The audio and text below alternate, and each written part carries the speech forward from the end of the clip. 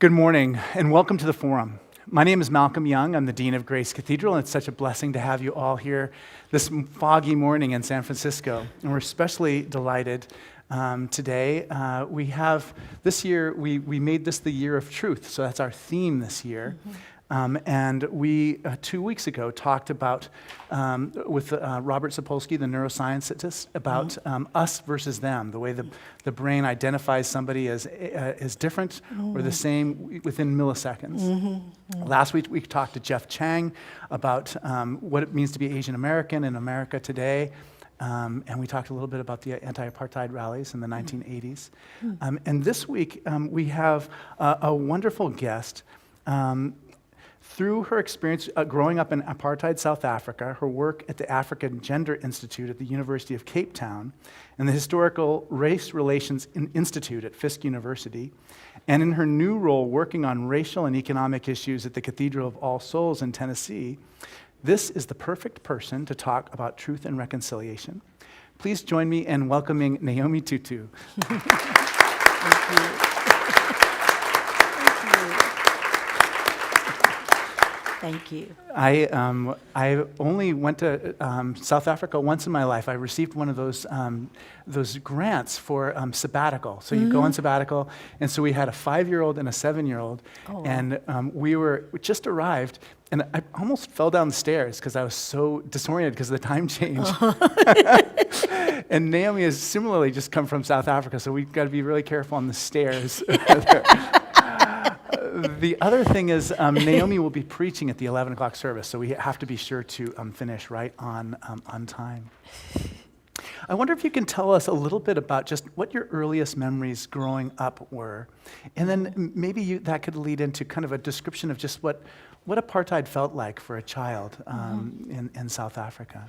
Yeah, and I always tell people that I think from my conversations with family and friends, I realize that for each of us, our entry into knowing what apartheid meant has a particular story. And for me, the first real impact that I knew of, I mean, obviously I experienced apartheid even before then, but the first experience that I really knew of was that from the time I was 6.5 until I was 9, my older sister and my older brother and I went to boarding schools in Swaziland, which is a neighboring country, because my parents didn't want us to go through Bantu education and were fortunate enough to be able to make that choice. And so for me, the first experience of apartheid was that 2-day trip from Alice in the Eastern Cape to Swaziland, and realizing that my parents mapped out the trip according to the garages that would allow black people to use the bathroom. So if something happened in between those garages, then you either had to hold on really tight or use the bush. And so for me, because we would stop at other gas stations, we needed to stop at other gas stations to put in gas, but that seeing the places where it was, and for me it was the toilet that was the important place, that those toilets that said whites only, that was, for me, the recognition of apartheid as a 6.5-year-old. Right. So your whole life is just so redirected. Just even where you live was determined by that. Exactly. What your education was like. What your access, what jobs you could hold, where you could live. And I think that, the boarding school thing for me was such a big thing because we lived in Alice on the campus of the Federal Seminary. And so what was going on at that time was that the main Protestant denominations had one seminary in Alice, and that they shared the seminary, but then there were different colleges for the different denominations. And we were at St. Peter's, which was the Anglican seminary, the Anglican college. And so living on the seminary, we were actually living in a multiracial community, so that the black professors and their families lived on campus as well as white professors and their families. But the white professors' children could go to school down the street. Oh, gosh. And because my parents wanted us to have a good education, we had to go to school 2 days drive away. Yeah. So that too, which is why I always tell people that, so when I talk to friends, our entry into a recognition of what apartheid meant in your life, for all of us was a little bit different. There was a different story that made you aware how apartheid impacted every aspect of our lives. And for me, the big thing was around school, the travel to school, and just the experience of being away from my family for 9 months of the year as a 6.5-year-old, a 7-year-old. So yeah. What sense did you have that things might be changing? Did you imagine that it could be different in the future? Or as a child, did you just take it so for granted that that's the way it was, that you had a hard time imagining it being different? I did have a hard time imagining it being different, but I was surrounded by a community that kept telling me that it was going to be different. People talk about my parents, but my parents were no different, I don't think, from the other adults who were in my life who kept assuring us that apartheid was not the end of the story. Right. And the ways that they did that were also interesting. So I say that this idea of a community, one of the things was that when you got your report card, so at the end of term, the report card didn't end up in your home. It went with you up and down the street to all the adults in the community to show them how you're doing in school. Right. And if you were doing well, you got money and candy, and if you weren't doing well, you got lectures. I got a lot of lectures. You seem to turn out okay, though. And in those lectures, because even as a young person, you came to recognize that apartheid limited the options for you, right? Particularly as a black girl, and I can remember, saying to people, well, why should I work hard and try and excel? Apartheid, there are no options for me. And in those lectures, people from my grandmother who never went beyond elementary school would say, because this is not the end of the story. This is not the country this is not the way this country will always be. And we expect you to prepare yourself for a free South Africa. And so even in the darkest days when I really did think that, given the might of the apartheid government, how can you even see who could overthrow that might? That even in those darkest days, there was this community that kept on saying, this is not the end of the story. Oh, yeah. This is not the story of your life. And my mother's mother was really strong about that. And she is the only one, in fact, of my grandparents who lived to vote in our first democratic election. And after the election, she actually said to me, do you remember that I told you that this day would come in your lifetime, that you would live in a free South Africa, and look at this amazing gift from God that I actually get to experience it too. And so, so again, just as your entry into apartheid is a particular story, also I think that when we talk about our transition to democracy, for each of us there's a particular story. And for me, it is very much my grandmother who voted for the first and last time in her life at 90 years of age. I love that. I just love her encouragement to you and just her sense of hope. And it just is that wise elder who's just seen so many things before and can recognize that change will happen in the future. And I wonder for you, you and I are kind of on the cusp of becoming those wise elders too. I know, isn't it? Okay. We got to get ready. Elder, I'll accept. I don't know about wise. We got to get ready. We got to prepare. But I do think, there'll be so many young people in South Africa and around the world who just won't have had the experiences that you have as a child growing up.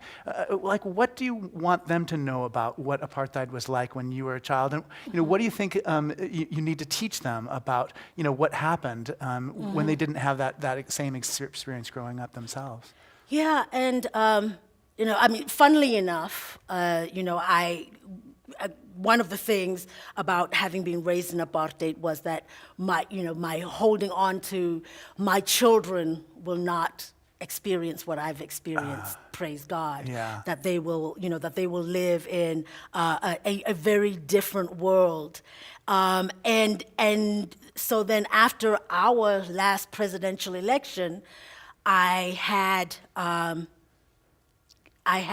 my middle child in the room with me and one of her best friends on the phone sobbing.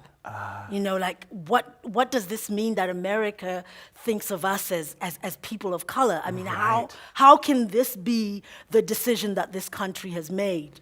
Yeah. And I was able to then say to them, you have to remember who you are and what you come from in a situation like that. That you come from in this country a people who have gone through slavery, a people who have gone through Jim Crow, a people whose humanity has been questioned throughout the establishment of this country. From our context, you come from a people who experienced colonialism, a people who were, again, dehumanized and told that they were less than human on the continent of their own home continent. That you come from a people who went through a system like apartheid that tried to tell us that we were not fully children of God, and that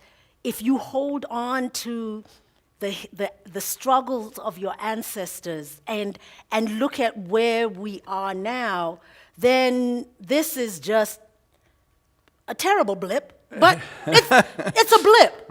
This is not, again, this is not the end of the story. Yeah. This is, and that one of the things that I said to them that morning was, the most important thing that you can do through this is to keep in yourself the sense of your own humanity. That if you do not allow the dehumanization that people try and put upon you to actually take hold in your body, in your spirit, in your psyche, then each day that you live is a small victory. Right. And in talking to them, and talking to young people across this country and even in South Africa, I always say that if you remember the people who we uphold as our heroes, as our role models, that one of the things that they have in common was that they refused to be dehumanized. And they also refused to dehumanize even those who were dehumanizing them. So that if you look at the story in South Africa of a Nelson Mandela, of a Stephen Biko, that they were very clear that racism was not going to define who they were as human beings, but neither was the dehumanization that apartheid, Jim Crow was trying to impose on them would make them turn from their recognition of Right. the humanity of others. Yeah, that's so powerful. I mean, such a Christian message too. I mean, in a way, that's what Jesus was about.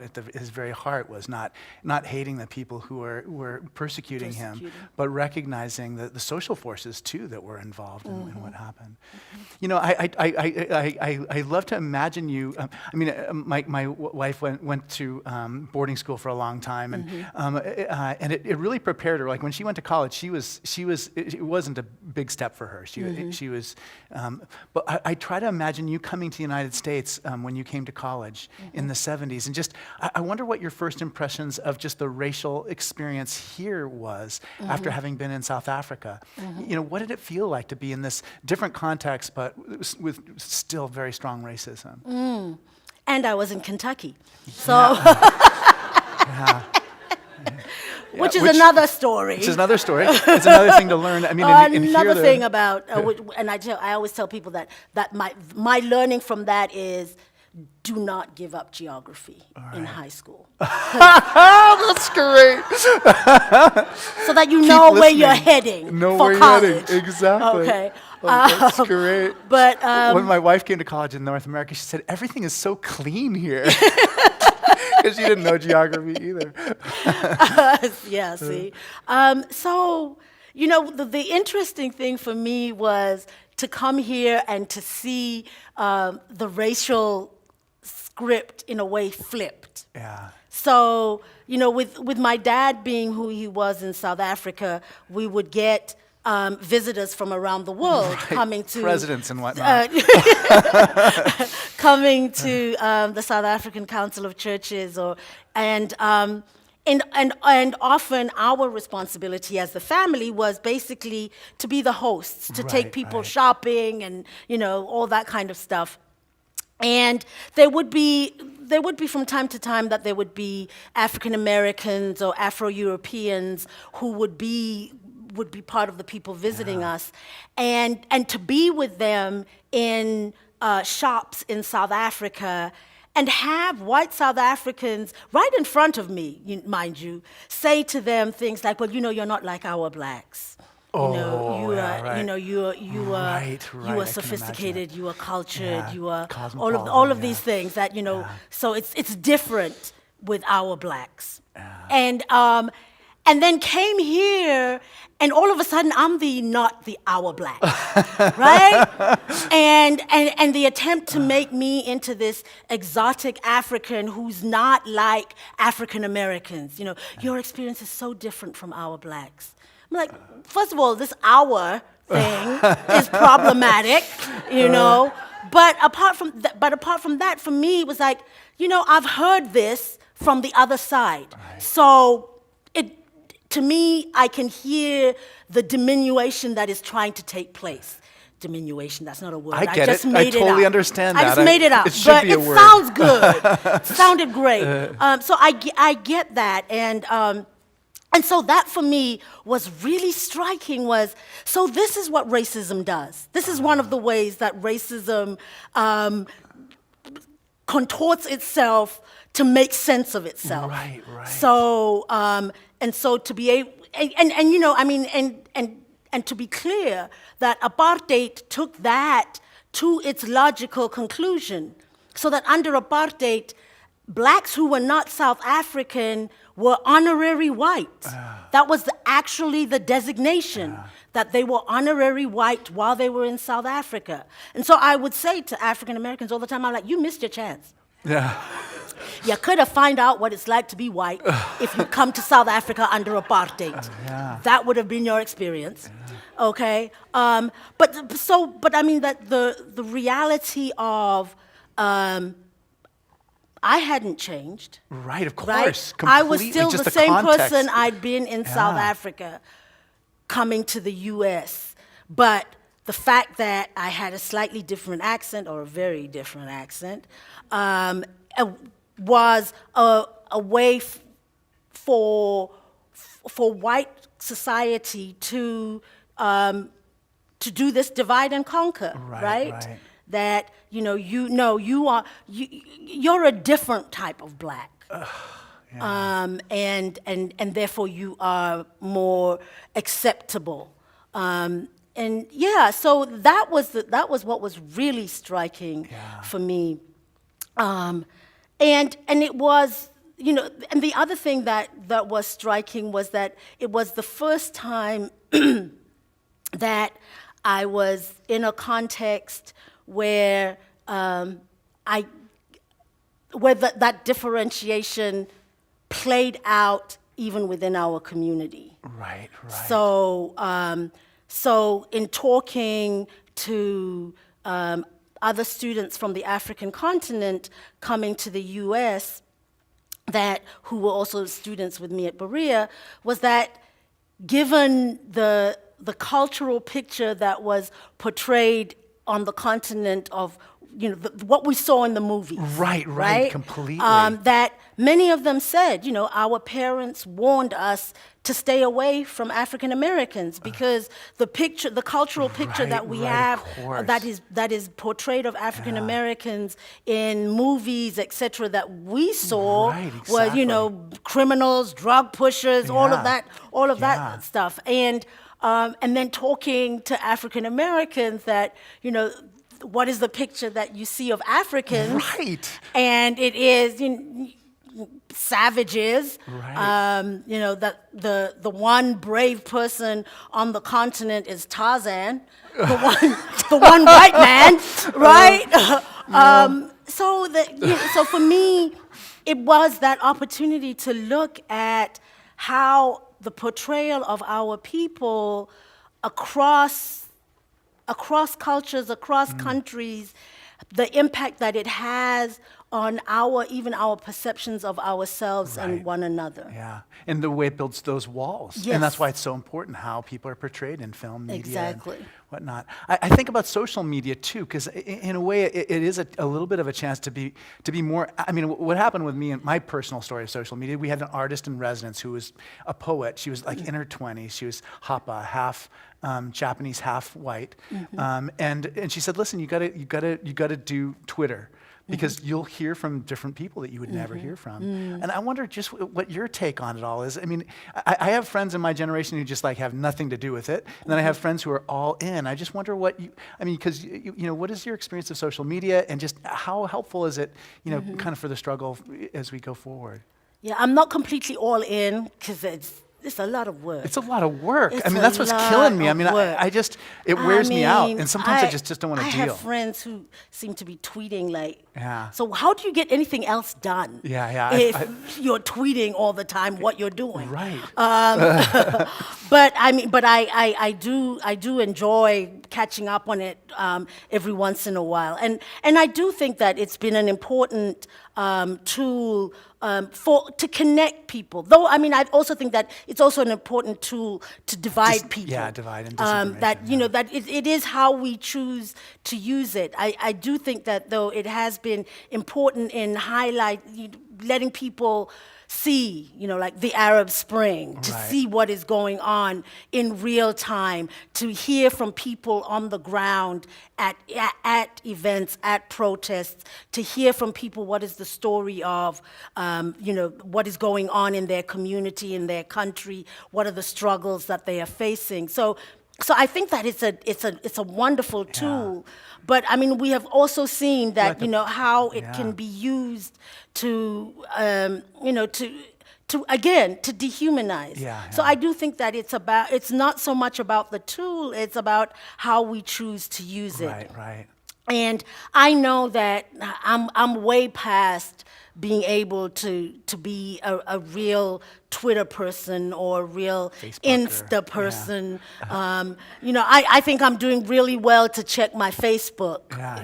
Oh, I know what you mean. And I love that because that keeps me in contact with people who I grew up with, people all over the world. But I think that young people though are using those social media in some pretty amazing ways.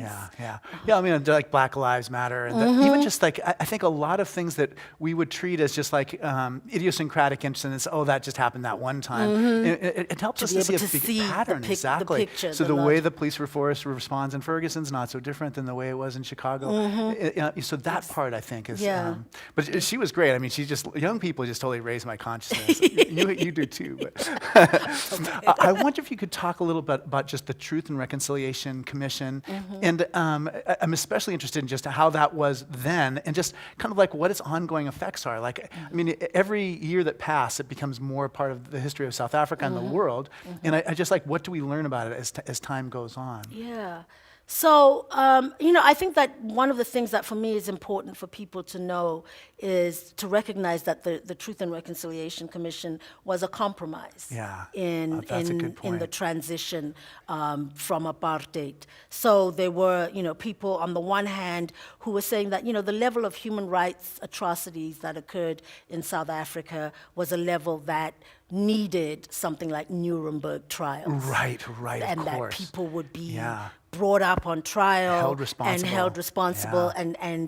and sent to jail. And then there was, on the other hand, people who were saying, well, if we want to move forward as a country, we just need to wipe everybody's slate clean, forgive and forget, and just move on into the new South Africa and, forget the past. And Which so sounds horrible to me. I can't imagine you go to the grocery store and there's the person who killed your son right in the Exactly. aisle. Yeah. And then that, and also that there would be no, this attempt to pretend that there is no memory. Yeah, You know, yeah. so we wipe the slate clean.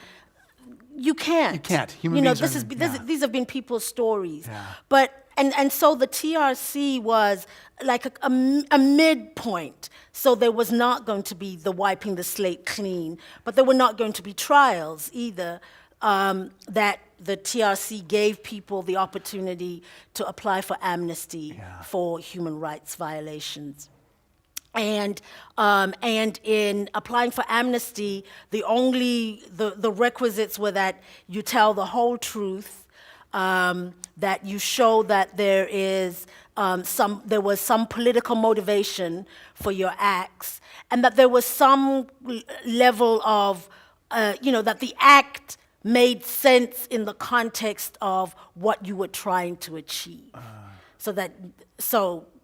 And that becomes important because when you see that Eugene de Kock or Prime Right, oh, Evil yeah. is not given amnesty even after he does show that there's political motivation and he does tell the truth, Yeah. but that the level of the acts that he committed was, when you lead a death squad that kills people as they sleep,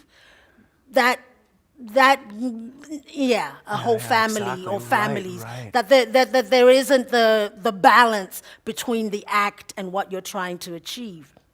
When you lead death squads that go into neighboring countries and kill Right, South oh, yeah. Africans and citizens of those countries, that again, that balance is missing. Yeah. So, and clearly missing from that requirement was any requirement for remorse.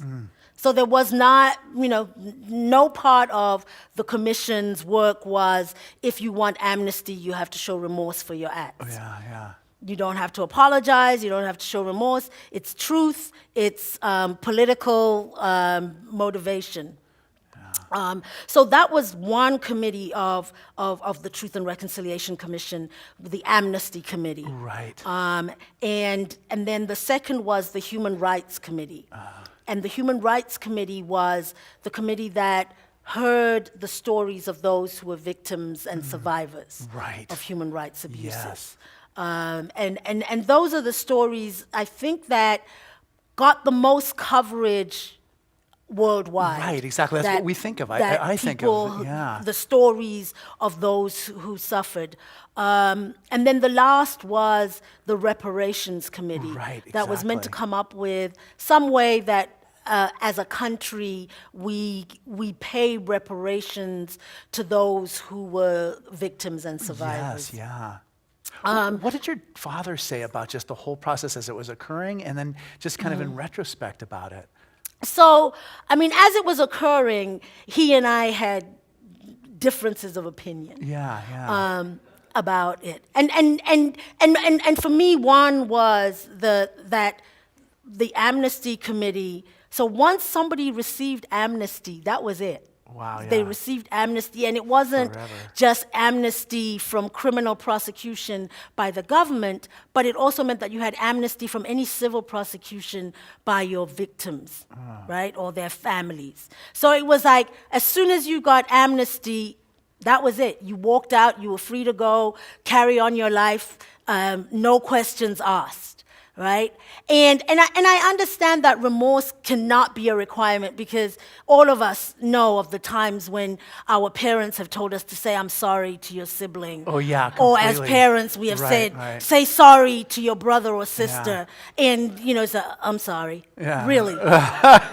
What a waste of energy. Yeah. And so the remorse part I could understand, but the idea that there was no then us to take some level of responsibility in saying, even for instance, you took something from us as a country. You profited financially, So- and you still have 4 private jets. And Or even, even if we're not talking about the wealthy, if we're talking about the police, Right. or the secret police who beat up Steve Biko, or any number of people, that to say, then at least we require some level of community service from you to help rebuild our country. Yeah. So even if it is helping build schools in rural communities, or giving 6 months of service in a township where you had been one of the torturers, that to me was, why do we not ask Right. for something like that? And I mean, nobody asked my opinion, so that wasn't part of the act. Yeah. And that was one of the discussions that I had with my father at that time.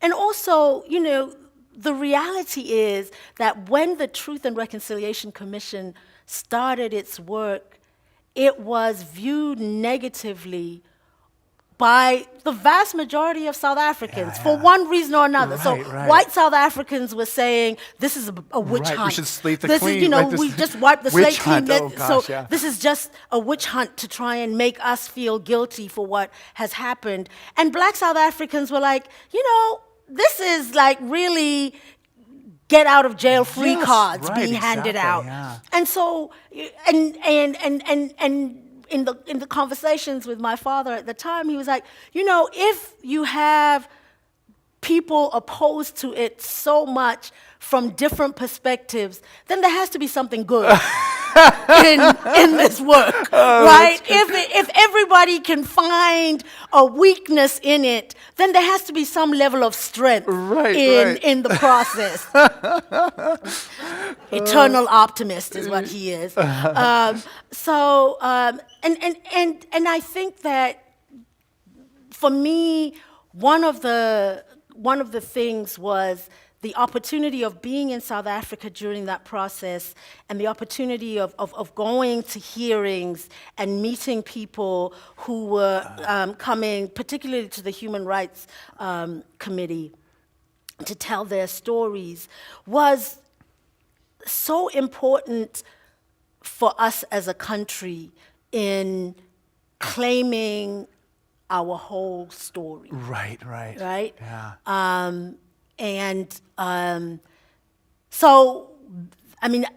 Heard powerful testimony from people coming to the Human Rights Committee. And one of the most striking things that I actually heard it wasn't even testimony. It was a letter sent in by a young white man to the commission. And in that letter, he says, he starts off saying, I didn't know about all the things that were happening in our country. Yeah. I didn't know what was going on in the townships. I didn't know about, how the state of emergency impacted people's lives. I didn't know how banning and banishment affected people. I didn't know. And so he goes through all of these things that he didn't know. And then at the end, he says, and yet I realized that I chose not to know. Right. Yeah. So that there was a part, and for me, that was a statement about our country. Right. About, Yeah. I And chose a statement about our country. well, and that's what I've said when I talk to people about, what are the learnings of the TRC that I think might Right, make here sense in the US. this Exactly. country. That's exactly what I think of. And for me, it is about what is it about the story of this country that we choose not to know. Right. Over and over again. Over and over again, and I tell the story of teaching a class at the University of Hartford on the Black experience in the Western Hemisphere, and asking my students what it is that they are interested in learning about, and being amazed at the number of students who said they wanted to learn about slavery, and I'm like, we're at a university. What have you been doing in your history and social studies classes all through K through 12? And then having children in the K through 12 system in this of course, country. you know. And then finding out that, in a good history book, slavery is a chapter.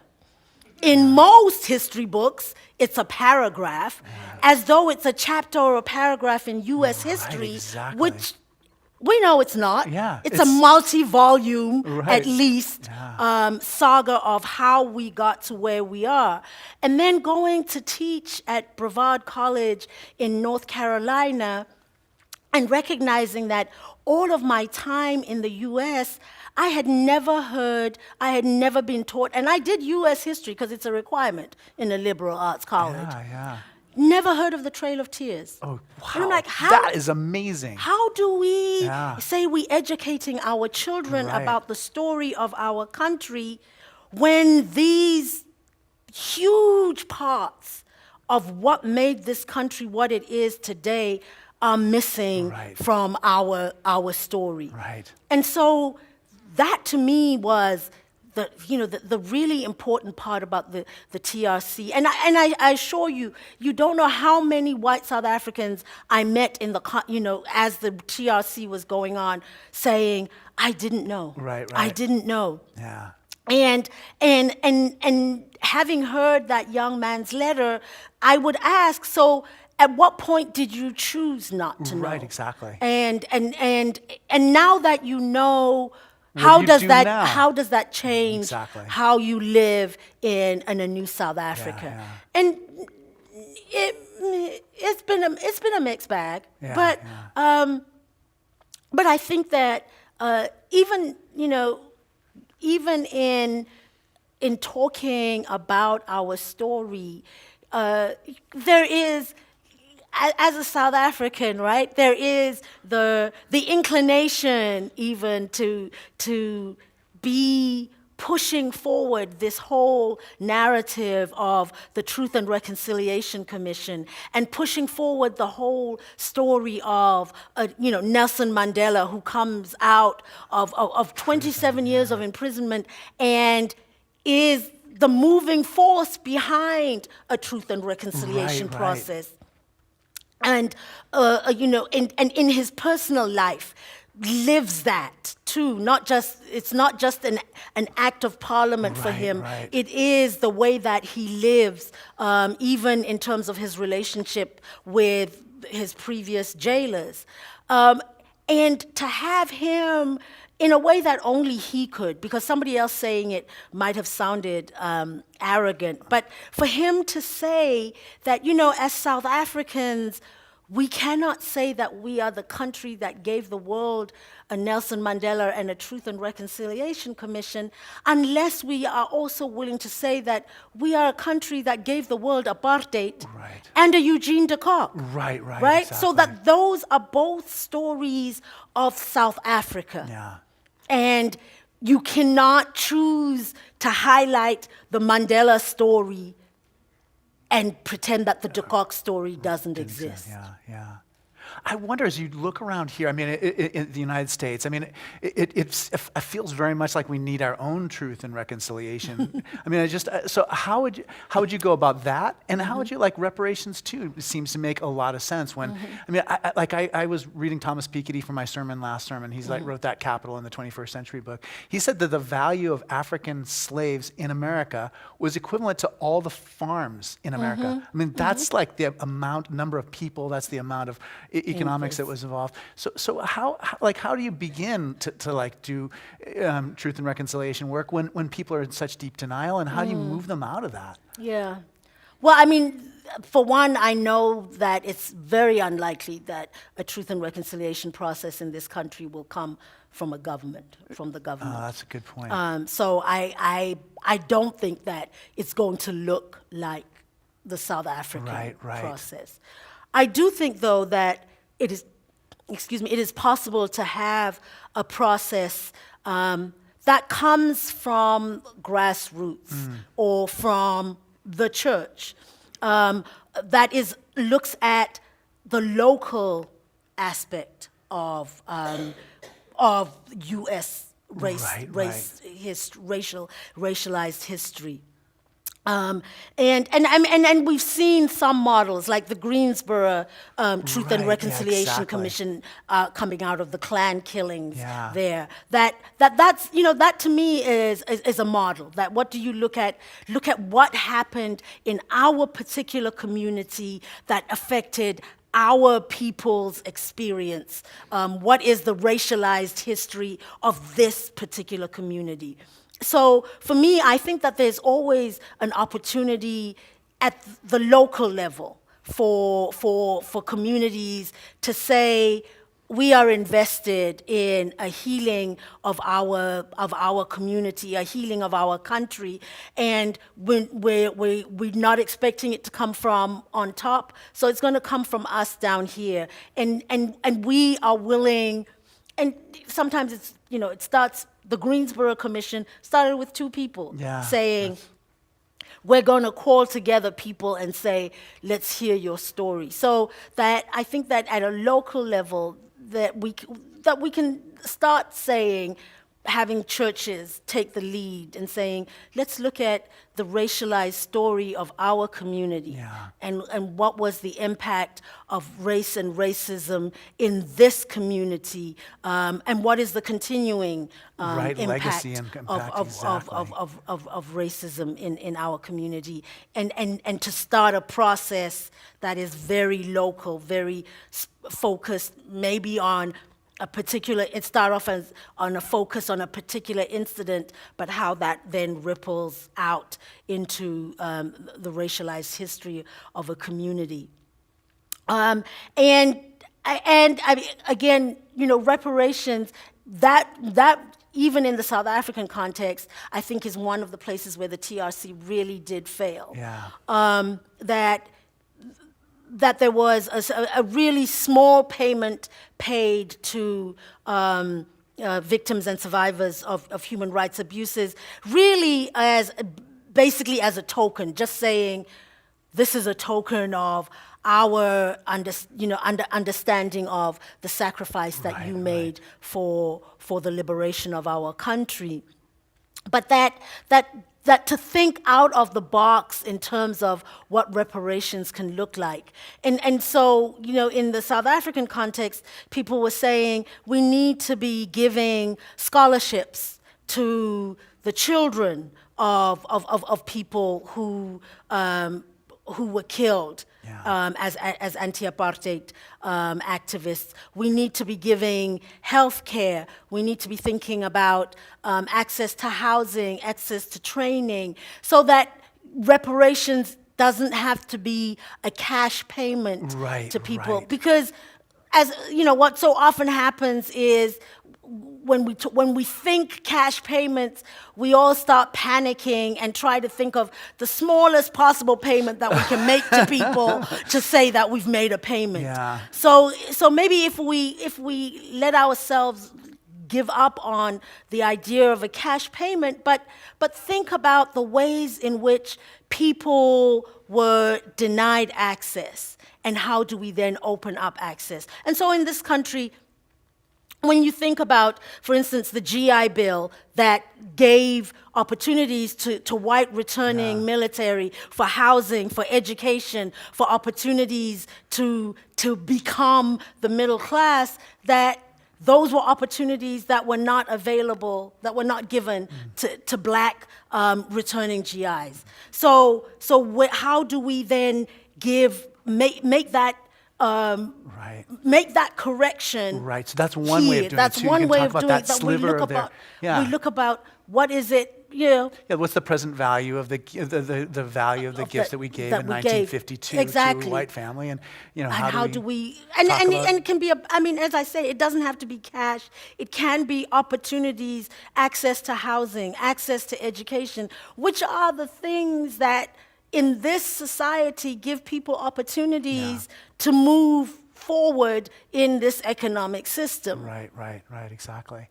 Yeah, and especially, that the question of who too becomes, if you do work with GI families, then you have the list of, exactly who, served in World War II, and you know exactly which families those are, so that's And another- not forgetting though that, that at the end of slavery, people were assured that they were going to get 40 acres and a mule. Right.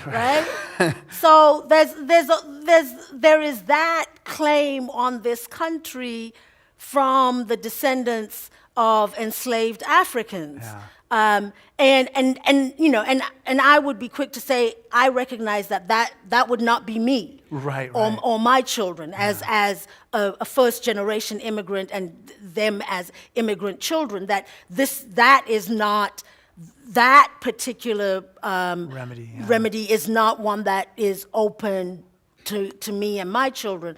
But there are descendants of enslaved Africans in this country who never got any opportunity to truly move out of freedom. Right. Before we then had a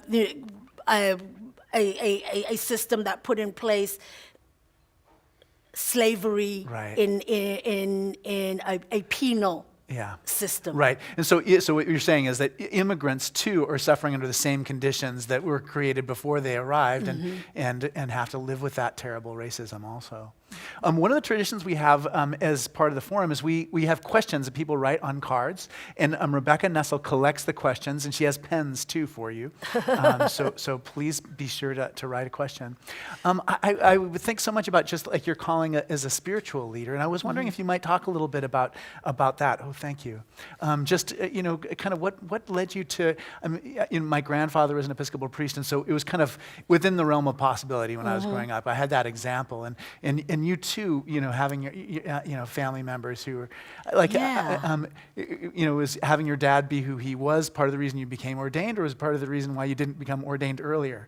The latter. The latter. Yeah, I totally wondered about that. And so the story of my birth, this is how far back it goes, right? Is that my father was actually at seminary when I was born, and wasn't able to be there for my birth, but a friend of his was able to come, and when she went back, what she told him was, this one looks so much like you, all we need to do is put on glasses and a cassock, and she could pass at you as you. So that was the first story that I ever heard about myself, was that in cassocks and glasses, I would be my father. So the one thing I knew from very early on in my life is that I would never be a priest. Never. I didn't care what that all the other jobs on the planet had ceased to exist. That was the only way that I was possibly going to be a priest. Right. And so I've gone through my life really knowing that was my foundational place. That's where I started from, not a priest. And have gone through, I started off my professional life as an economist, and then started working on race and gender issues, and felt like that was my ministry. if you Right, like. completely. And yet, even in that process, had a number of experiences where I felt a call to ordained ministry. Yeah. Starting as early as when I was 24 and had, in fact, just finished my first master's, and really had this powerful experience where I thought, I'm being called to ordained ministry. I was not really. Move on. And have had those kinds of experiences Right. throughout my life, and kept saying it can't be true, move on. And to the extent that when I finally did go to seminary, my mom was just, you know what? Until you actually get ordained, we're not even getting involved in this conversation anymore. We don't know how many times you've come to us and said, this might be happening in my life. So for me, it has been more of, I needed to be clear of making my own path and using my own voice. And so really stayed away from ordained ministry for most of my life. And finally had one of my spiritual directors say to me, you know what, you're going to have to stop and at least consider that possibility. Yeah, right.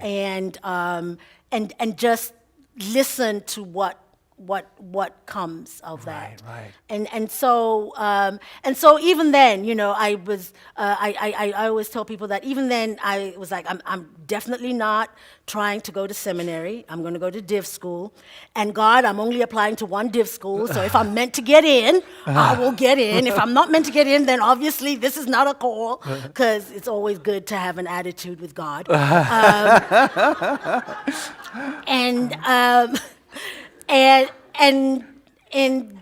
found myself in a place where I actually had a hard time finding a church of the Anglican Communion that I felt welcomed, seen, and received in. Right. And then Yeah, found it's funny it. because you're right. I mean, Dad is probably like the biggest celebrity of our, like, within memory. I can't think of somebody who, is more prominent. And you're right. So Bishop everywhere Curry you now, go- since he preached at the royal wedding. Well, that was nice. I just don't know if it's going to hold. That was really nice. But yeah, that is. So how do you find your place and make your own way? Mm-hmm. Yeah. Well, I'm so glad you did. It's so good having you as a colleague. Thank you. I feel like I could call you and ask you help on sermons now. Well, How do you feel that African Americans are oppressed today in this country? These are questions from out there. okay. Where do we begin? Where do we begin, really? So I'll use just a couple of examples from my own experience.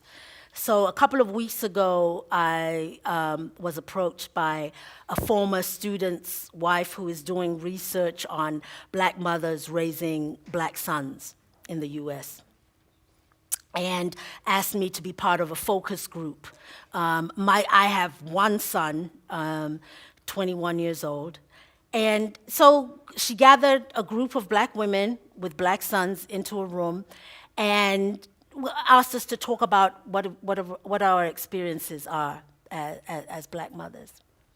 And until I sat in that room with a group of women who looked like me, or the range of blackness, and shared our stories, that I had really thought that I was on my own in many ways. So the one story that for me was like, this was me, was that whenever my sons name would come up on my cell phone, if it wasn't a time that we had agreed to speak, I started panicking. Because I knew that there had to be something that had gone wrong. That he's been arrested, he's been shot, he's been something, right? And every single one of those women in that room said they had the exact same experience. And we were women whose children ranged in age, whose sons ranged in age from 9 to 25. So you think that the mother of a 9-year-old has different fears about her child than the mother of a 25-year-old. And the fact that for black mothers across the board, whether your son is 9 or 25, when his name flashes on your cell phone, when he's not meant to be calling you, that rather than think, oh, I wonder what he has to tell me, that your first thing is, oh my God, what is wrong? Tells me there is something seriously wrong about race in this country. Yeah. And that is, that's a small thing, right? In the bigger context of what it means to be African American in this country. That you panic at a phone call, I hate it, but that's not the same as a 9-year-old boy being told that he sexually assaulted a grown woman because his backpack touched her behind. And as a white woman, she felt that she had the right to accuse a 9-year-old of sexually assault. Now, even if he had touched her behind with his hand, as a grown woman, my response is, what do you think you are doing? Not, let me call the police that I've been sexually harassed by a 9-year-old child. So again, to me, that is part of what it means to be African American in this country. That our children cannot walk in a grocery store, that our children cannot sell water on the side of the road, that our children can be shot for playing with a toy gun, when we know that police can actually apprehend a grown man who has killed one of their own without killing him. So, yeah. Those are the things that, to me, speak of African American suffering in the U.S. in 2018. Yeah, definitely. Because when my son calls on the cell phone, I'm not thinking, oh my gosh, someone's killed him. You're totally right. And that's just the tip of the iceberg. It has nothing to do with, what happens when you go to a job interview. It has nothing to do with what happens when you're in a class of all white students. It has nothing to, there's so many examples, but that little sliver of the tip of the iceberg gives you a picture. What is strongman politics? How do you create change in a strongman political climate? Tell me, what is strongman politics? I know, it's good. That's a good question because it's written very clearly, so I can read it, and it's short. You're getting a lot of little love letters, by the way, in these questions. I'm putting the love letters on the side, so I'll give them to you afterwards. Thank you. Well, I think that strongman politics is probably the dominant political idea that we've lived with forever, right? That leaders need to be strong, dominant, and and I was going to say, and white. But we have that when we look on the African continent. We have that same idea of presidents, of leaders that we say we want strong men, or at least that's what we are taught that we need. Right. What they tell us we need. What they tell us we need, and that we need people who can be respected, not a leader who should be loved. That we want leaders who can make their points forcefully and force people to do what they want. And I think that the only way that we are going to change that is by changing our idea of what leadership is, right? And for me, the real leaders I have encountered have been people who are, first of all, confident in who they are. Because most of the people who I see as strong men leaders, actually, self-confidence is not who they really are, that they need to project this dominant persona. English is my fourth language, people. I was going That the reason that they need to project this dominant persona has often to do with a lack of self-confidence. And so when I think of somebody like President Mandela, who, even in the context of the negotiations with the apartheid government, so very often people were saying to him, do not talk to them, because that will make you look weak. Right. And his thing was, I know who I am, and I know what I am struggling for. And so I can walk into this meeting with anybody, because what they are going to say or do will not detract from my sense of my own humanity. And so I think what we need to be grooming are leaders who are so comfortable in their sense of their humanity, who are so comfortable in their sense of their own self-worth, that they do not need to belittle or demean others in order to be leaders. Right. Yeah.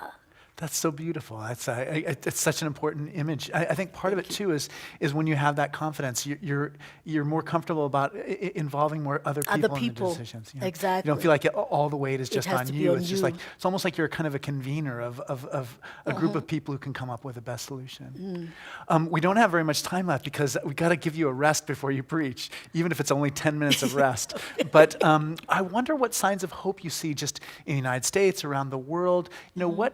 Who are some of your heroes now? What are the good things that we might see around us that might give us a sense of hope? I love what you said about the blip earlier, but I don't know if you have anything more to add to that. Well, for me, one of the greatest parts of hope is seeing young people and seeing them become involved in a way that I think we haven't seen maybe since Vietnam and the anti-apartheid movement, that movement of young people in high school, in universities, of taking up leadership around issues, whether it is school shootings or violence against people of color by police, to see young people stepping up and speaking out and organizing in opposition to what seems to me to be a system that is trying to pull us backwards in terms of human relations. I like the new language they give us for understanding these things. What is, and to be honest, when I think about my heroes,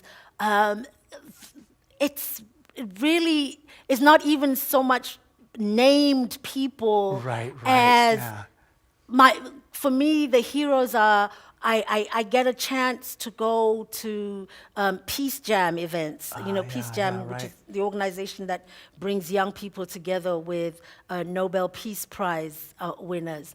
And to go to these events and to see young people identifying issues in their community and then coming up with different ways of dealing with those issues, those are my heroes, that they are thinking out of the box of how do we deal with hunger and homelessness and racism and sexual violence. those are my heroes that are looking, sometimes not even looking globally, looking right, very focused on the community in which they live and saying, I want my community to be the best community that it can possibly be.